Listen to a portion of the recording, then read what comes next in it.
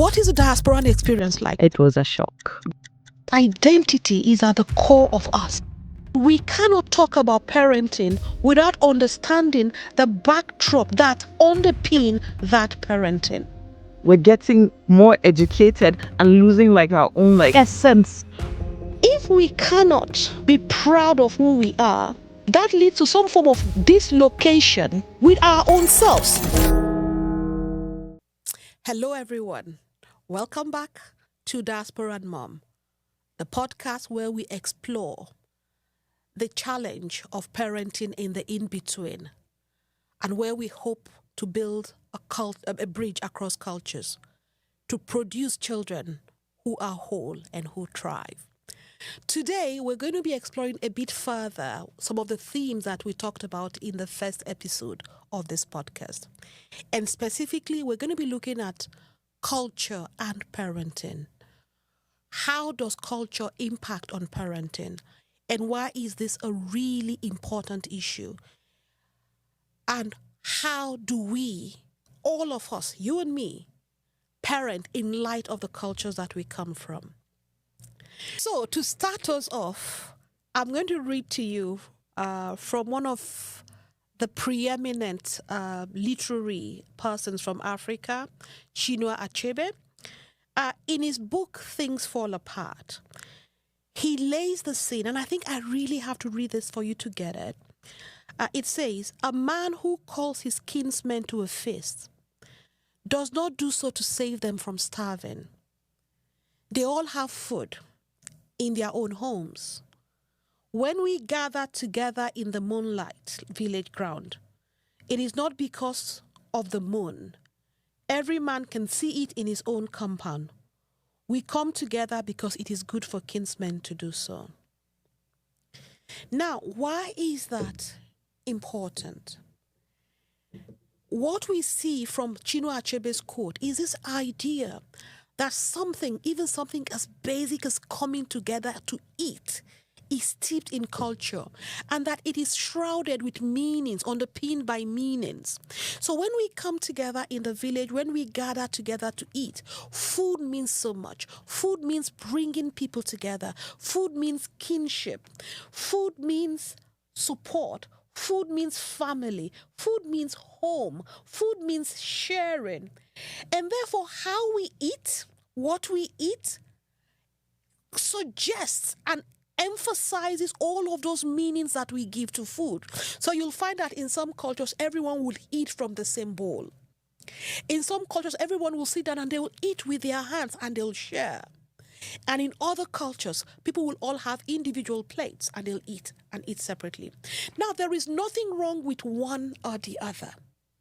But the really important thing is this idea that these meanings, these norms, this coded message that we talked about, coded knowledge that we talked about in episode 1, that Wangari Maathai talked about, infuses what and how we do things. So when we bring this to the place of parenting, what does this mean? It means that we cannot talk about parenting without understanding the backdrop and the systems, the societies that underpin that parenting. And to that extent, we think about two types of societies broadly. Some societies we will call the communalist societies, the more collectivist societies. And in others, we will call more individualistic societies. Now, in my other world, where I teach law, when we talk about human rights, for instance, we talk about in human rights within the context of the global north as individual rights. And in other cultures, in Africa, for instance, we think about human rights as collective rights. So the African Charter, for instance, talks about the African Charter of Human and People's Rights. And embedded in all that, within all of that, that in the context of Africa, is this idea of Ubuntu. Ubuntu meaning that I am because you are. I do not exist without you, and you do not exist without me.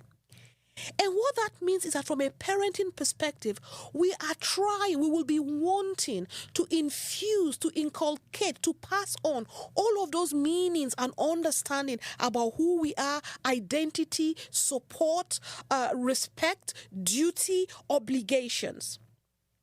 So, from a collectivist society, talking about Ubuntu, a parenting style will evolve where we make the child part and parcel of the society in which they belong, where their identity, their sense of self, their duties and their obligations is not just to themselves, but to the wider society that they belong in.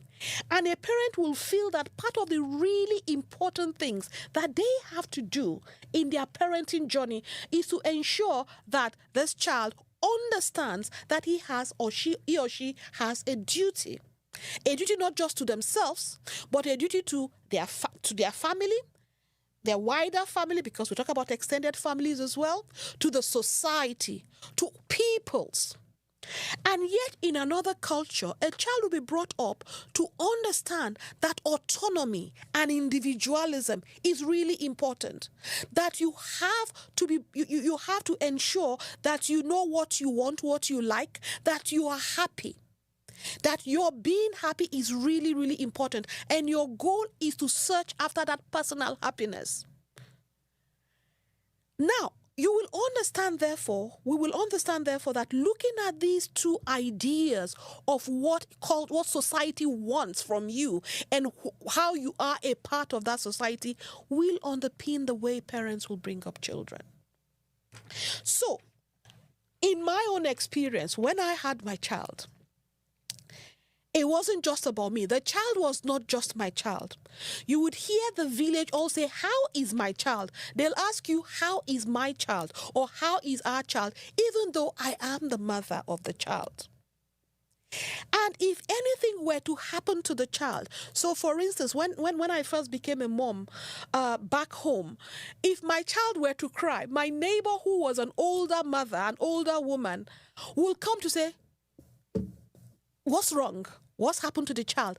There is that acceptance that because it is a village, because the child does not belong to just me but to everybody else, if my child screams a bit too loudly, she has an obligation as an older woman to check in on me and find out that everything is okay with the child, especially because I was a first-time mom.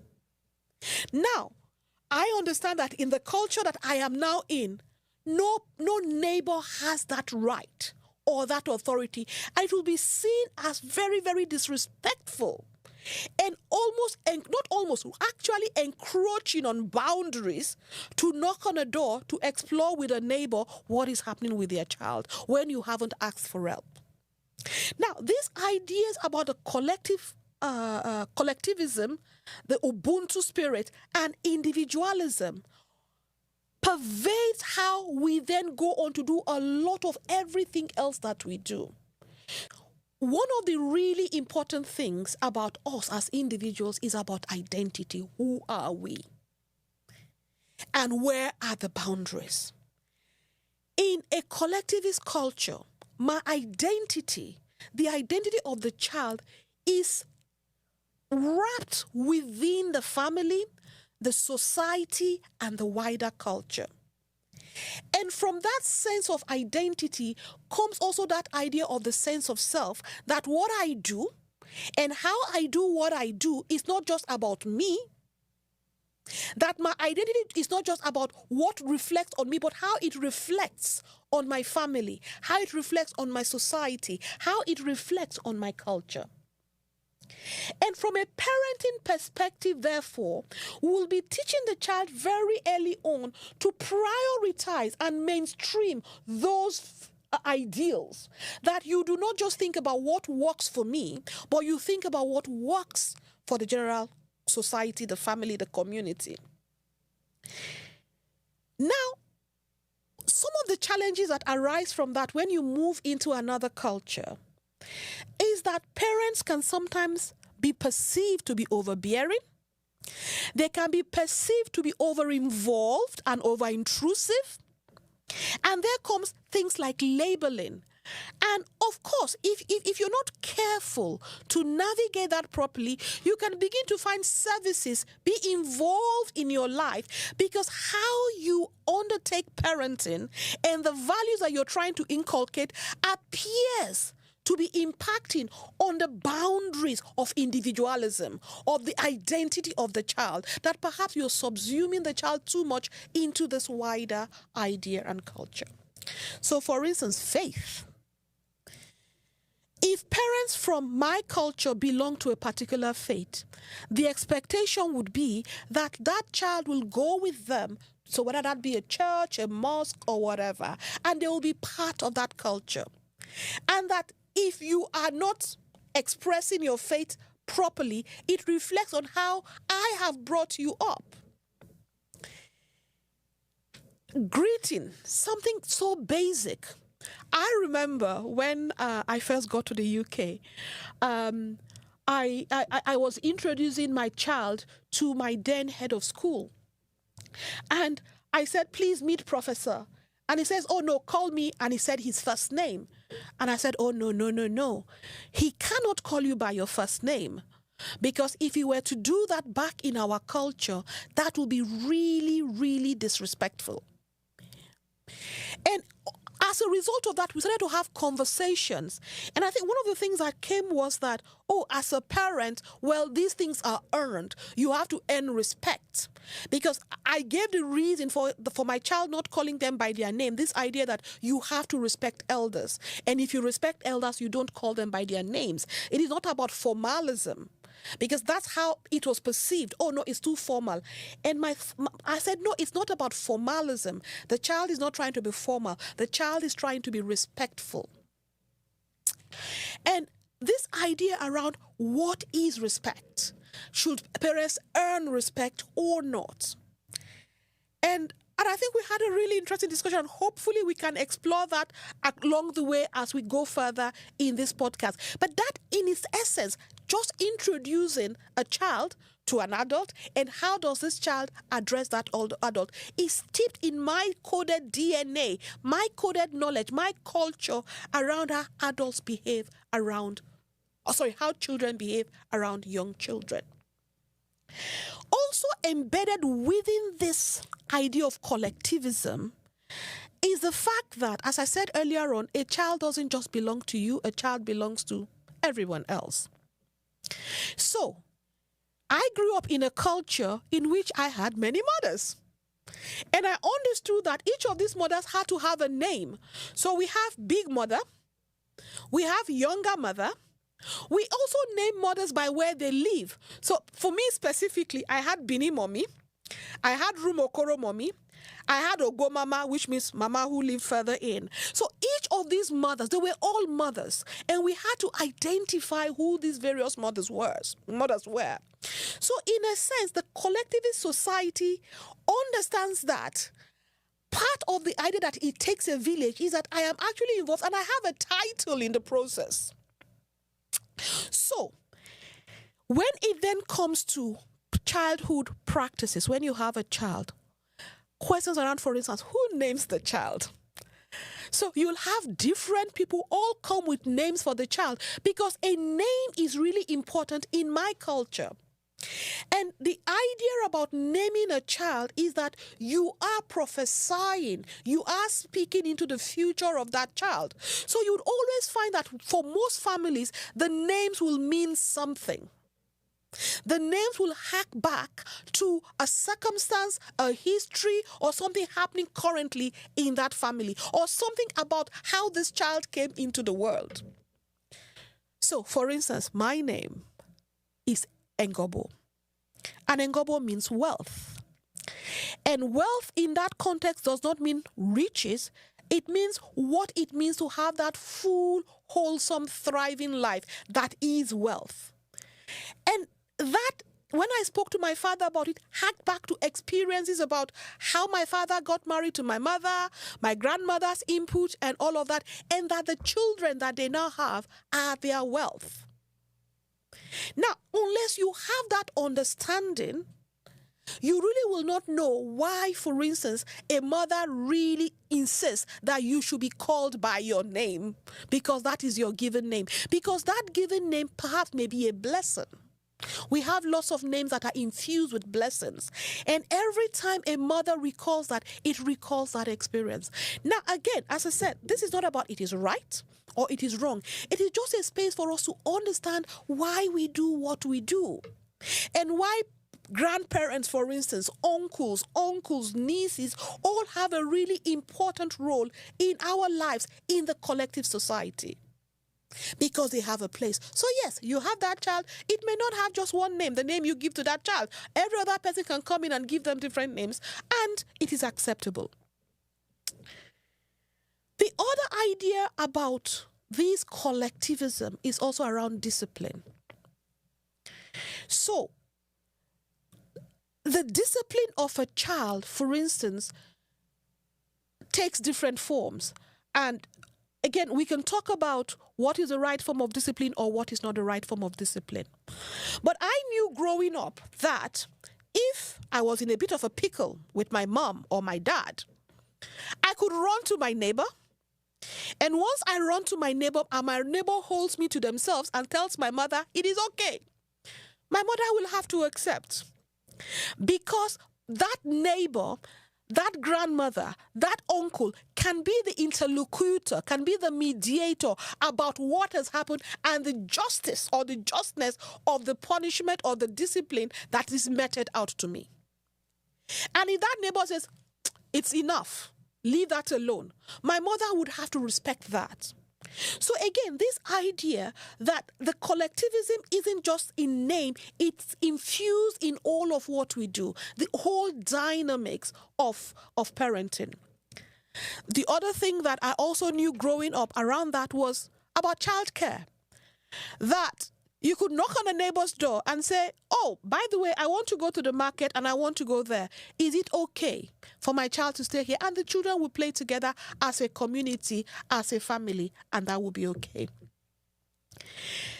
All of these things that I've talked about. Oh, and one more thing I want to talk about. And I remember when I first mentioned this to a friend of mine in the UK, they couldn't believe it, is that you will just arrive at a family's home and without prior information or prior notice, and you'll be welcomed in and you will be fed. So whether or not you were expected, you'll be fed. So part of the culture is that you should always be open to visitors and that it is your duty and your obligation to welcome visitors. In the global north, where I now live, I had a conversation recently with a young person who talked about this idea that your room was never your room alone, that you were forever being moved to say, oh, we've got guests. Oh, do you mind? We need this bigger room for the guests. And then you move into the other room. And this idea about space and boundaries is very different. And again, I want to repeat, it's not about right or wrong, but an understanding of where we are coming from and why we do the things that we do, the way that we do it. And it is the expectation that I'll do it for you and you'll do it for me because I am because you are. Ubuntu. And Ubuntu, you will find with having different names in different cultures across Africa. The idea that we all belong and we all are intertwined together. One other thing I think from a cultural perspective that is really critical when we think about parenting in this in-between, the diasporan experience, is this idea around aspirations and parents' expectations for their children and how they go about helping them achieve or motivate them to achieve. Oftentimes, this has led to things like labels for parents in the diaspora. So you hear about tiger moms. You hear about pushy parents. However, for a lot of parents in the diaspora, education is something that is key to their understandings and expectations for their children for social mobility. So what you find is that a lot of these parents will put a lot of effort into supporting their children to achieve what they see to be their potential. But at what point is this supporting the children to achieve, and when does it become overbearing?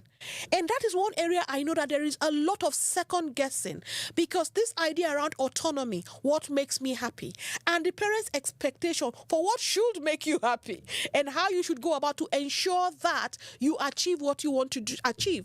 And again, when you have these conversations afterwards with children who've gone through the process, some of them will probably tell you, oh, I really want to thank my mom, I really want to thank my parents for doing this for me, for helping me to move from this to that. And in some ways, this idea around aspiration isn't just, I don't think, something from the global south to the global north, because you also find that even within Western cultures. So for instance, some of the really notable people in sports, for instance, Serena Williams and Venus Williams, the father had an aspiration for them to get out of poverty, to leave Compton, and tennis was the key. And therefore, he took the children and pushed them to achieve those labels. Is it pushing? Is it supporting? Is it building a sense of aspiration and self-belief in the child? And how we navigate that as a diasporan mom can be really challenging, and has implications for conversations that you have with teachers, because sometimes teachers may not understand where you are coming from and how you're trying to find a way to support a child to achieve their potential. So, for instance, there is a story about real experience about a parent who went for a parent's visit, an open day to the school, and the child had been predicted an A, but the child had a B, and the parent was asking, so how does my child achieve a B and an A? And the teacher thought, well, a B is a perfectly good grade to achieve. And the parent was like, yes, but how does my child achieve an A? And that parent was labeled as being a pushy parent, being a tiger mom. Whereas what the parent was trying to do in that particular instance was to see how they could support their child to achieve their full potential. So ideas around expectations, aspirations sometimes can be different between cultures, and the space for what the parent can or cannot do to support their child can be also different as well. Now, why all of this is important is that if we do not have a common understanding of where we are coming from and have respect for the differences, and therefore have a wholesome conversation so that we can actually identify where boundaries are, we may be encroaching in spaces that are support. And from the child's perspective, when you hear discordant voices, there is what we call the cultural dissonance. And sometimes you even find children who will tell you that they are embarrassed by their parents because the feedback loop to the child is, your parent is out of place here. Your parent is doing something they shouldn't do. Your parent is being inappropriate. And then understand that that parent has to go back home with this child and create an environment of respect. And how does the child navigate that? And how does that impact dynamics in the home? These are all really critical issues around some of the key aspects of culture that are really important. And I started this session talking about Chinua Achebe. And I want to go back again to Chinua Achebe in the same novel. And he was actually quoting the poet. And that is where the title of the book came from, Things Fall Apart. It said, turning and turning in this widening gyre, the falcon cannot hear the falconer. Things fall apart. The center cannot hold. Mere anarchy is loosed upon our land. When the falcon cannot hear the falconer, when we have discordant voices in our societies, things will fall apart. And in so many ways, they are falling apart in immigrant societies. They are falling apart in immigrant families. They are falling apart in our society. And what we really want to do as we go forward is to explore the details of this a bit more and find tools, mechanisms, a space that we can bring these voices together, that the voices are no longer discordant, that they're singing in harmony in rhythm to create a world where we all feel safe and respected. Because, as Jimmy Carter said, diversity, and I'm paraphrasing here, isn't a melting pot. It's a rich tapestry of different patches that we sew together to create that rich tapestry of diversity. And that's what we want to have. We don't want to melt people into cauldrons that already exist. We want to allow them be, but weave it together that we strengthen one another in our diversity and in the cultures that we develop going forward. Thank you.